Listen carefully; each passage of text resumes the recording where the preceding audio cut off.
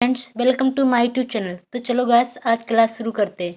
आज हमें बहुत टाइम हो गया क्लास चालू बंद किए, पर आज शुरू करते हैं। वो मेरे एग्ज़ाम चल रहे थे, इसलिए हमने और आपने क्लास सेवन की एनसीईआरटी के अध्याय 6 तक क्लियर कर लिए थे, पर उसके क्वेश्चन आंसर रह गए थे। चलो क्वेश्चन आंसर देखते हैं।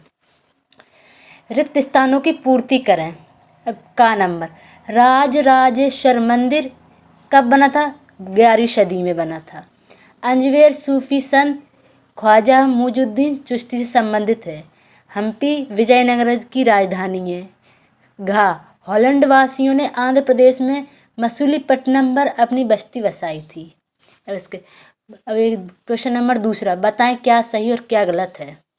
हम राजशेखर मंदिर के मूर्तिकार या स्थापित का नाम एक शिलालेख से समझते हैं। जी हाँ, सही है।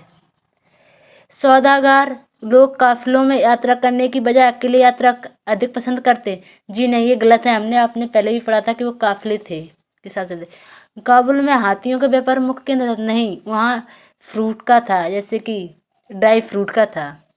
सूरत बंगाल की खाड़ी पर स्थित एक महत्वपूर्ण व्यापारिक केंद्र पत्तन था। जी नहीं। तंजावुर नगर को जल की आपूर्ति कैसे करते थे? अब इसको देखते, वैसे मैं इसको बता भी दूं, लेकिन आपको ये अच्छा हुआ कि मैं उधर से बताती चलूं कि हाँ, आपका ये क्वेश्चन ऐसा था, इसलिए एनसीईआरटी में ही देखना पड़ता है।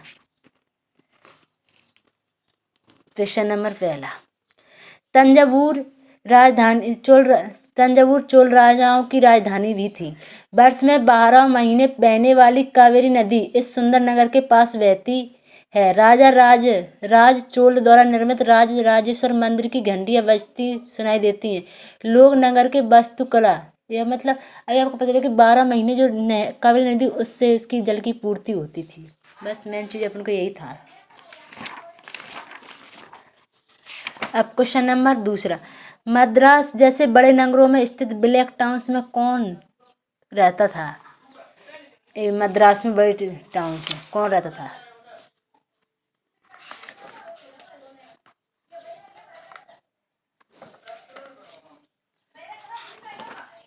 ये क्वेश्चन मैंने देखा नहीं है, इसका ध्यान भूला कब करना था। इसका दूसरा देखते हैं। यहाँ तक, आपके विचार से मंदिरों के आसपास नगर क्यों बसते थे? चलो बताते हैं। तंजावुर एक मंदिर नगर का भी उदाहरण है। मंदिर नगर नगरीकरण का एक अत्यंत महत्वपूर्ण प्रतिरूप प्रस्तुत करते हैं। नगरीकरण का नगरों के विकास की प्रक्रिया है। मंदिर के अक्सर समाज और अर्थव्यवस्था दोनों के लिए ही अत्यंत महत्वपूर्ण होते हैं। शासक विभिन्न देवी देवताओं के प्रति अपना भक्तिभाव दर्शाने के लिए मंदिर बनाते हैं। वे मंदिर भूमि एवं धन अनुदान में थे। मतलब ऐसा है कि मंदिर के पास बहुत सारे तीर्थकार भी आते थे, और वहाँ बहुत से राजा हैं जो अपने वहाँ धन भी रखते थे, इसलिए वहाँ व्यापार करने के लिए सबसे अच्छी जगह थी। इसलिए वहाँ मंदिर के पास नगरीकरण जल्दी हुआ था। लोग देखो, मंदिर निर्माण के लिए क्वेश्चन नंबर 6, आपके मंदिर के निर्माण तथा उनके रख रखाव के लिए शिल्पीजन कितने महत्वपूर्ण थे?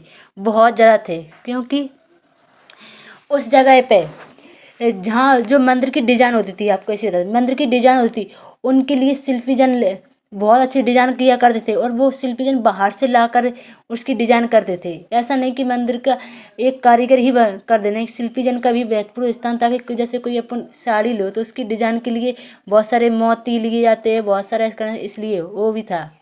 लोग दूर दूर के देशों प्रदेशों सूरत में क्यों बसते थे? क्योंकि वहाँ एक फैक्ट्री थी। मैं बता देती हूँ, फैक्ट्री भी थी, वहाँ व्यापार होता था।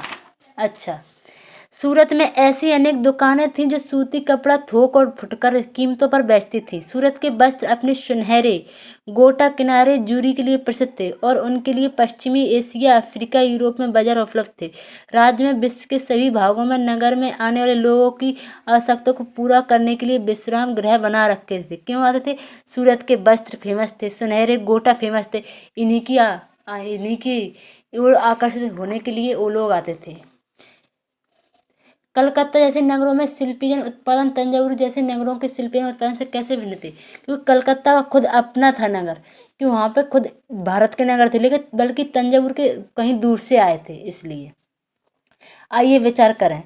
इस अध्याय में वर्णित किसी एक नगर की तुलना व अपने परिचित किसी भी कस्बे या गांव से करें। क्या दोनों के बीच कोई समानता या अंतर है?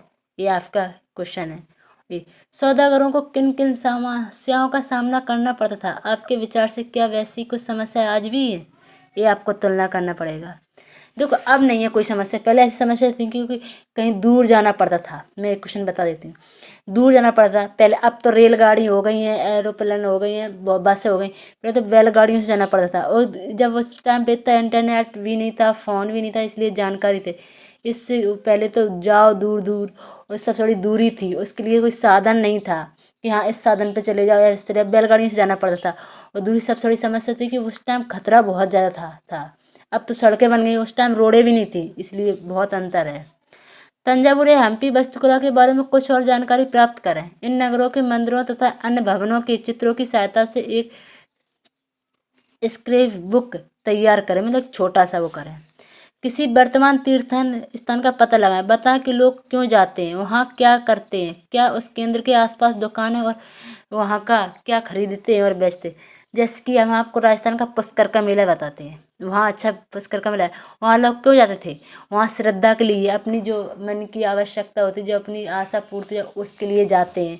और जो जाते हैं तो मंदिर में जाएंगे तो उसमें चढ़ाने के लिए कुछ तो चाहिए होता है, जैसे अपनी भाषा में प्रसाद, फल फूल। तो वहाँ दुकानें ऑटोमेटिक होती हैं। अब वो दुकान हो गई, अब जब कोई जाता है तो बहुत सारे वहाँ मेला लगते हैं। क्यों लगते हैं मेला? क्योंकि मेला इसलिए लगते हैं कि जो बहुत घर की चीज़ें होती हैं, अपनी जो घर की चीज़ें वहाँ मिल भी जाती हैं अच्छे दाम में, इसलिए वहाँ 2-3 काम आवश्यक होते हैं। काम भी हो जाता है और ऊपर से अपनी श्रद्धा की पूर्ति भी हो जाती है, और अपनी फैमिली का घूम आते हैं। और इसलिए और वहाँ अब बहुत ज़्यादा आवश्यक होती है।